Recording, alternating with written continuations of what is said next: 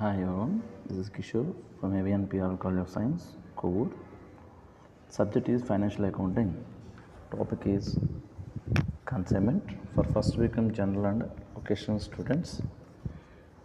Hi everyone, dear students, before we are starting to problems, you must read the following entries, pro forma entries and pro forma ledger accounts.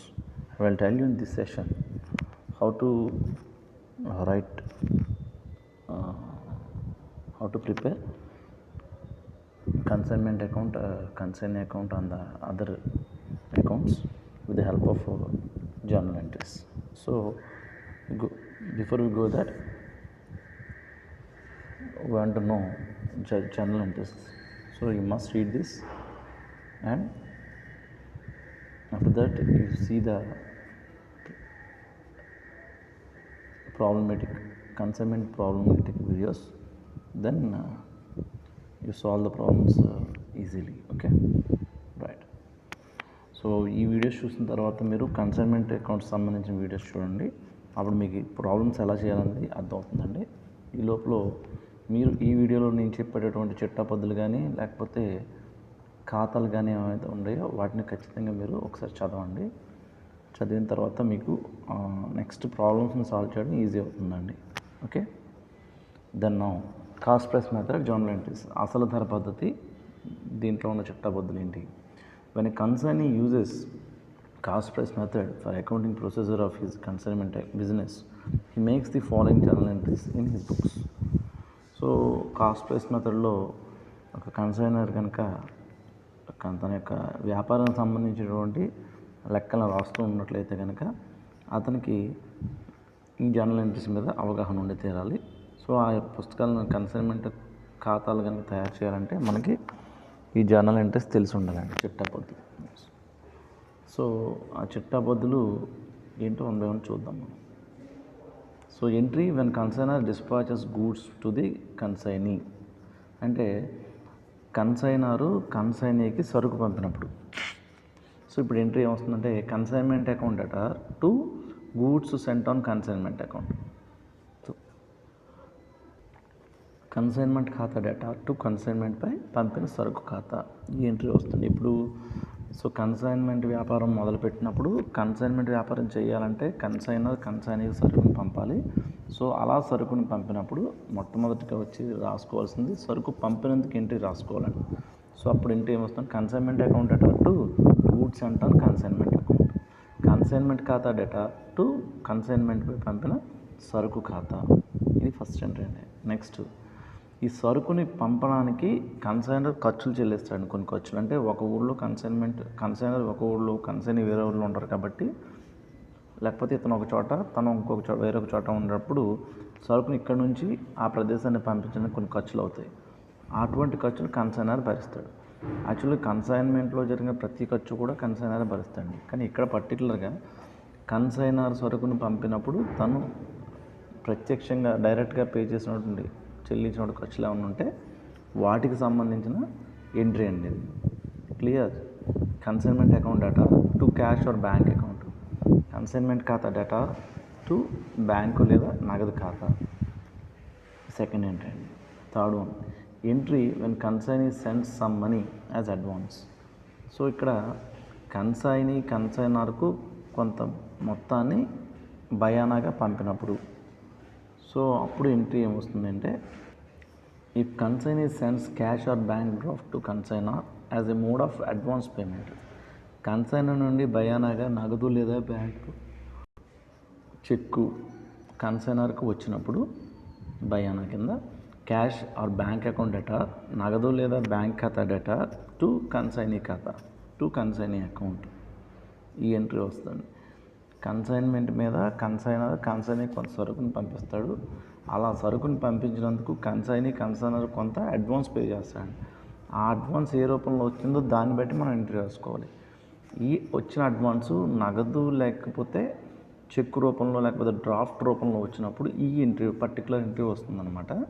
అదేంటంటే cash or bank account debtor to consignee account, నగదు లేదా bank ఖాతా debtor to consignee ఖాతా. వేరొక condition ఏంటంటే if consignee accepts a bill of exchange instead of sending cash or bank draft. ఒకవేళ consignee నగదు లేదా బ్యాంక్ డ్రాఫ్ట్ లేదా చెక్కును పంపించడానికి బదులుగా బిల్లును పంపిస్తే, మనకు బిల్స్ తెలుసు కదండి, వసూలు బిల్లు, చెల్లింపు బిల్లు అనుకుంటాం కదండి. సో బిల్ ఆఫ్ ఎక్స్చేంజ్ పంపిస్తే కనుక ఎవరికి, కన్సైనర్కి, అప్పుడు దాన్ని కూడా కన్సైనర్ యాక్సెప్ట్ చేస్తాడు. అప్పుడు ఎంట్రీ వస్తుందంటే క్రింద ఎంట్రీ వస్తుందండి. Bills receivable account debtor to consignee account, వసూలు బిల్లుల ఖాతా డెటార్ టు కన్సైనీ ఖాతా. So for sake of your facility ఇక్కడ తెలుగు మీడియం, ఇంగ్లీష్ మీడియం ఇవ్వడం జరిగిందండి. సో బోత్ స్టూడెంట్స్ ఈజీగా దీన్ని అర్థం చేసుకుంటారండి. Okay, the next one, entry to record the sales made by consignee. So consignment మీద సరుకు పంపించినందుకు ఏంటి, సరుకు పంపించామండి, పంపించిన కొద్ది ఖర్చులు అయినాయి. సో ఖర్చులు అయినాయి, at the same time consignee సరుకు తీసుకుని మనకి భయానగా అడ్రస్ పంపాడు. సో ఇక్కడ వరకు ఎంట్రీస్ రాసుకున్నాం. దాన్ని ఇప్పుడు కన్సైనీ తీసుకున్న సరుకుని అమ్మినప్పుడు, so consignee account debtor to consignment account. So consignee ఖాతా డెటార్ టు కన్సైన్మెంట్ ఖాతా. సో కన్సైనీ సరుకుని కన్సైనర్ బదులు అమ్మినప్పుడు అనమాట, అప్పుడు ఎంట్రీ వస్తుంది. Consignee account debtor to consignment account. Next one, entry to record the expenses paid by consignee. So ఎప్పుడైతే consignee సరుకుని తీసుకుంటాడో దాన్ని అమ్మడానికి కొన్ని ఖర్చులు అవుతుంది. అంటే సరుకుని తీసుకోవడానికి, తీసుకున్న సరుకుని సరుకు వచ్చిన ప్రదేశం నుంచి ఆ షాప్లో పెట్టడానికి, లేకపోతే షాప్ కట్టినటువంటి రెంట్ కానీ, లేకపోతే ట్రాన్స్పోర్ట్ కానీ, లేకపోతే కూలి వాళ్ళకి ఇచ్చే అమౌంట్ కానీ, సో సరుకుని ప్యాకింగ్కి ఎక్సెట్రా చిన్న చిన్న ఖర్చులు ఉంటాయి. వీటన్నిటికీ కలిపి ఇచ్చినప్పుడు మనం ఈ ఎంట్రీ రాసుకోవాలి. ఏంటంటే consignment account debtor to consignee account, consignment ఖాతా డెటార్ టు కన్సైనీ ఖాతా, ఈ ఎంట్రీ వస్తుంది. Next, entry to record the commission charge by consignee. So consignee మన సరుకుని తీసుకుని ఇదంతా ఖర్చులు పెట్టి ఇదంతా ఎందుకు అమ్ముతాడు అనేది తనకు ప్రతిఫలం ఏంటి అంటే కనుక కమిషన్ అనమాట. సో అతను కమిషన్ తీసుకున్నప్పుడు, లేదంటే కన్సైనీకి కమిషన్ చెల్లించినప్పుడు, రెండుసార్లు కూడా. సో కమిషన్ చెల్లించినప్పుడు consignment account debtor to consignee account, consignment ఖాతా డెటార్ టు కన్సైనీ ఖాతా. సో కమిషన్ చెల్లించినప్పుడు ఈ ఎంట్రీ వస్తుంది. Next, to record remittances received from consignee.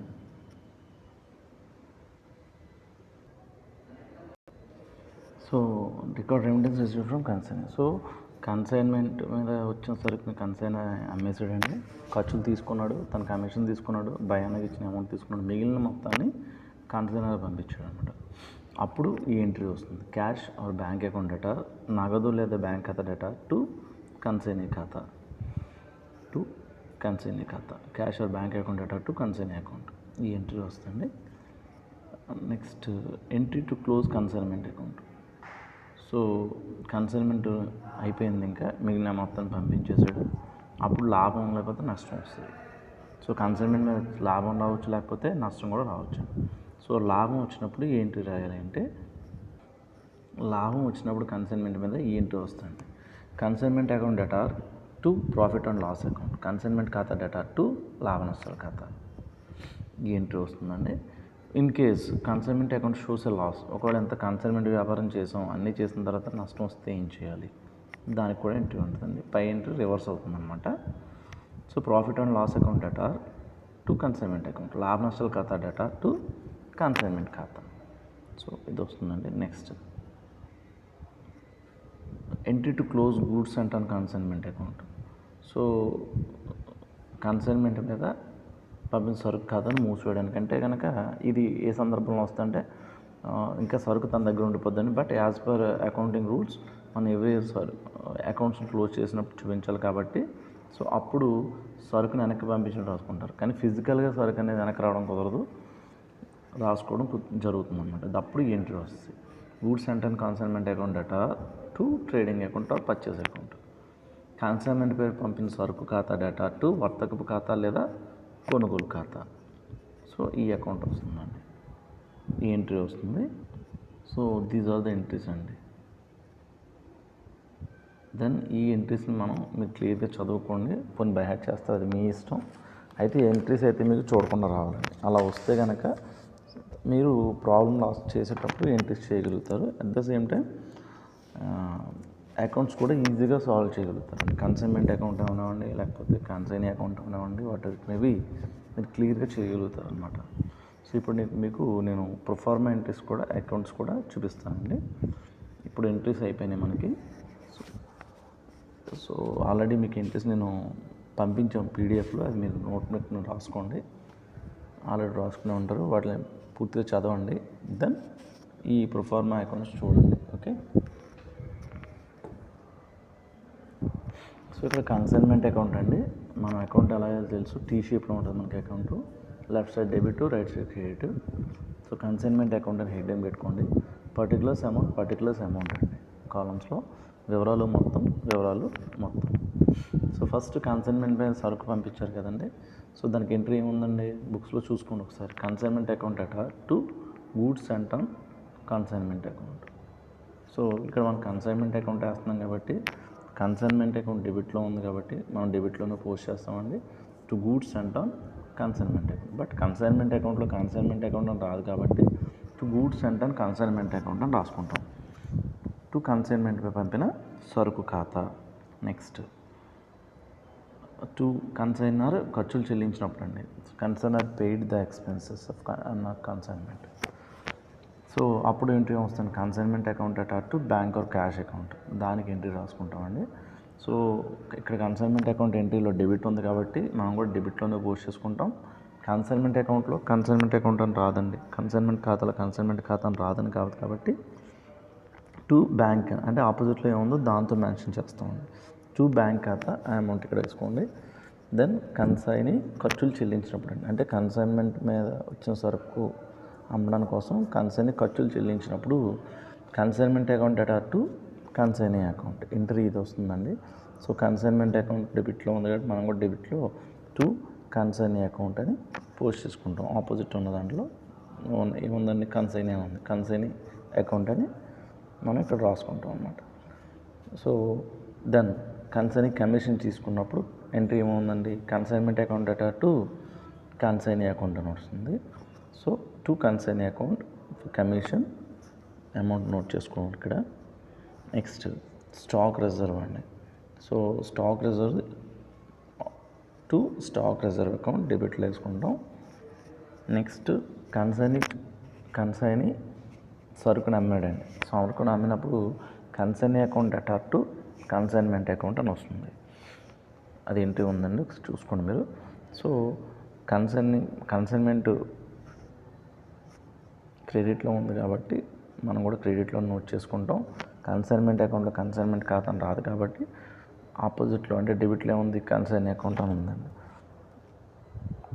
So by consignee account మనకు తెలియడం కోసం సేల్స్ అని రాసుకున్నాం అనమాట. అమౌంట్లో అమౌంట్ తీసుకున్నాం. అన్సోల్డ్ స్టాక్ అండి, by unsold stock account. Abnormal loss వచ్చినా సరే ఇలాగే రాసుకుంటాం, బై అబ్నార్మల్ లాస్ అకౌంట్ అని. సో లాస్ట్లో కన్సైన్మెంట్ మీద సరుకుని పంపించినప్పుడు దాన్ని కూడా క్లోజ్ చేసుకున్నట్టు చూపించుకున్నాం కాబట్టి దానికి కూడా ఎంట్రీ రాసుకోవాలి. అది కూడా goods sent on consignment account to consignment account అని ఉంది. సో క్రెడిట్లో ఉంది కాబట్టి మనం కూడా క్రెడిట్లో పోస్ట్ చేసుకుంటామండి, by goods sent on consignment account. So this is the proforma and ledger accounts అనమాట. ఇది అంతా మనం మీకు ఇచ్చిన జర్నల్ ఎంట్రీస్ ఏవైతే ఉన్నాయో దాన్ని చూసి పోస్ట్ చేసుకుంటామండి. ఓకే, సో మనం ఇట్లా చేసినప్పుడు మనకి ఈజీగా మీరు దీన్ని చూసి కూడా ఎంట్రీ రాసుకోవచ్చండి. ఇక్కడ పైన హెడ్డింగ్ కన్సైన్మెంట్ అని ఉంది కదమ్మా. So consignment account to goods sent on consignment ఇలా చేసుకుని మీకు పైన ఎంట్రీస్ వస్తాయండి. షార్ట్ కట్, ఇది బై హార్ట్ చేయకుండా మీరు దీన్ని చూసి నేర్చుకోవచ్చు, అలా ఎంట్రీ రాసుకోవచ్చు అనమాట. So consignment account to goods sent on consignment account, consignment account to bank account, consignment account to consignee account, consignment account to consignee account, consignment account to stock reserve account, consignment account to profit and loss account. So ఇట్లా frame చేసుకోవచ్చు. ఇకపోతే credit అండి, ఇవన్నీ కూడా డెబిట్లోనే రాసుకోవాలి. Consign account to consignment account, on-source stock account debtor to consignment account, abnormal loss account debtor to consignment account, goods sent on consignment account debtor to consignment account. So క్రెడిట్లో విషయాన్ని డెబిట్లో రాసుకుంటాం, డెబిట్లో విషయాన్ని మనం క్రెడిట్లో రాసుకుంటాం. ఇలా కూడా మనం ఎంట్రీస్ని ఫ్రేమ్ చేసుకోవచ్చు అండి. ఓకే, సో ఇలా ఎందుకు చెప్తున్నానంటే ఫస్ట్ ఒక 2-3 ప్రాబ్లమ్స్ మనం ఎంట్రీస్తో చేస్తామండి, మిగతా అన్ని రిమైనింగ్ అన్నీ కూడా ప్రాబ్లమ్స్ చేస్తారు. అంటే మనం ఎగ్జామ్కి వెళ్ళేసరికి ఆల్మోస్ట్ మనం ఎంట్రీస్ మీద ఉన్న గ్రిప్ వచ్చు కానీ అంత గుర్తుండదు. అందుకని ఎగ్జామ్స్లో ఇచ్చినప్పుడు మనం ఎలాగైనా సరే ఈజీగా సాల్వ్ చేయడానికి ఈ మెథడ్ మీరు గుర్తుపెట్టుకుంటే సరిపోతుందండి. సాధారణంగా వెరీ గుడ్, గుర్తుంటే వెరీ గుడ్ అండి, లేకపోతే మాత్రం దాన్ని వదలొద్దు, ఇట్లా రాసుకోవచ్చు మనం. ఓకేనా, రైట్.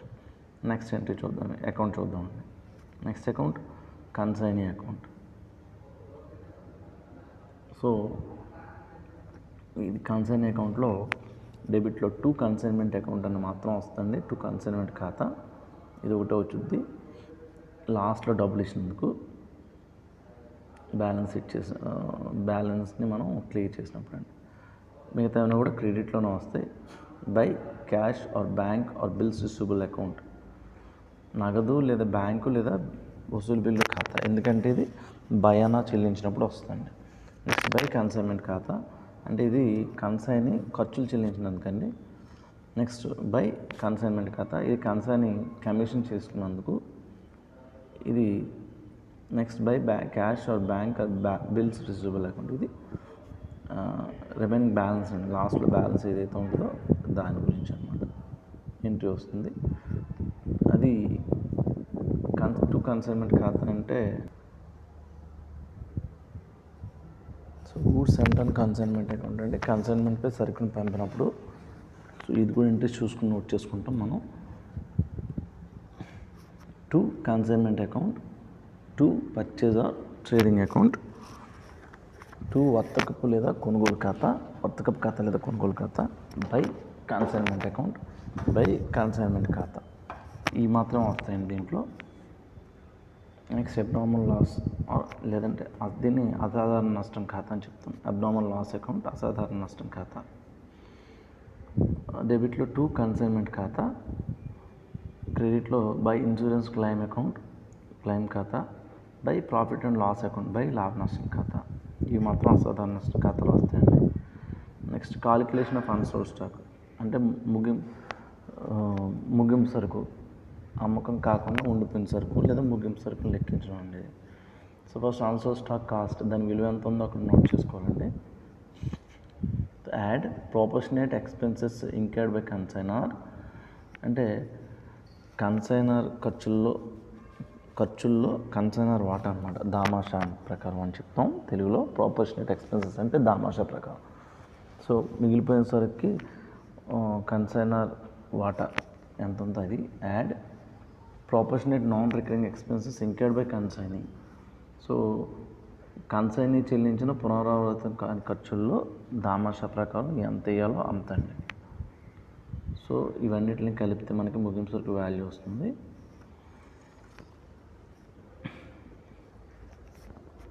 సో ఇక్కడ direct expenses incurred by the consignor.